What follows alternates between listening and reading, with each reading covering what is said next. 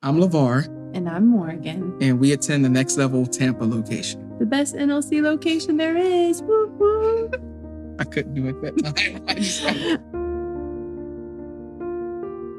I went into marriage not really knowing a lot about what a good marriage is because I was raised by a single mom and my parents were just in and out, and the world just has, told me, your life makes you who you are, and so I was like, I'm this cool, strong woman, who can do whatever she wants. And really, it was a huge facade. I was very hurt and insecure and jealous and all of these things. And marriage is hard in and of itself. We were young, and then you add the dynamic of being in the military.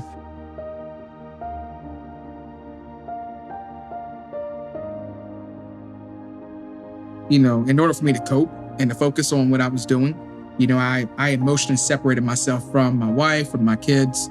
And when I got back home and after that honeymoon period wore off, I realized that I hated my wife and myself, and I couldn't stand my kids. I came home for about 3 or 4 months, and then the Army sent me away for another 6 months.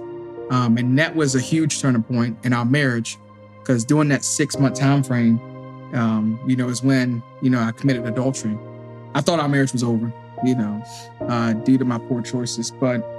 And I didn't have a problem with divorce. It was that's just what I knew. Things don't go your way, cool, get a divorce. There was a tugging in my heart that just kept saying, don't go.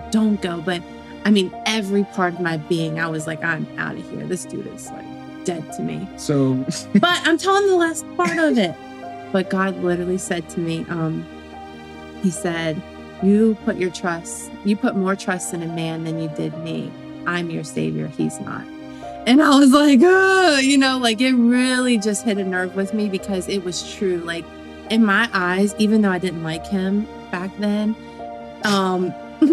he was my savior. He had rescued me. He pulled me out of this little small town and we had started building this life together. And I literally he was my everything and way above God. And, we all know that that's not a very healthy place to be in marriage.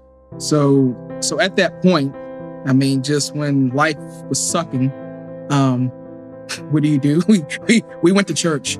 We didn't just go to church. It was a time, it was for me, it was the first time I actually surrendered and committed to my relationship with Christ. Yeah. That was what was pivotal, for me personally. I actually surrendered. I had nowhere else to go.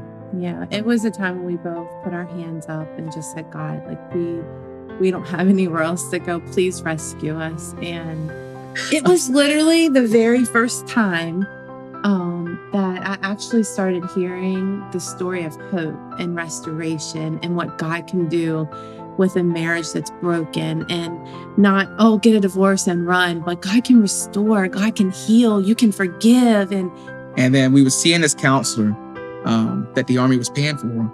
This counselor looked at us as like, guys, I've been doing this for 26 years. And he's like, for a couple that's dealing with infidelity, you guys don't need counseling for this anymore. What have you been doing? And we were able to share with him the love of Jesus. He was like that Jesus had, And literally we looked at him, we looked at each other and looked at him, was like, Jesus. And so we saw him for 4 sessions and never saw him again. In 4 months, God supernaturally healed our marriage.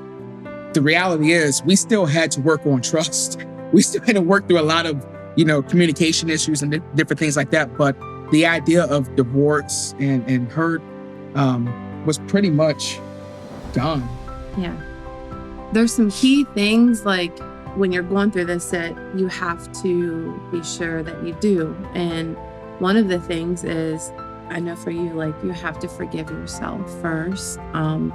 And not keep bringing up the past because you want to. And you I always felt like I deserved to because I was hurt so bad, but the main thing is to surrender it to God and then just trust him to deal with everything else. You do want a happy marriage. I know there are people out there. I was one that thought, there could be someone better, but the grass is only greener on the other side because of all the crap that they put on it to make it greener.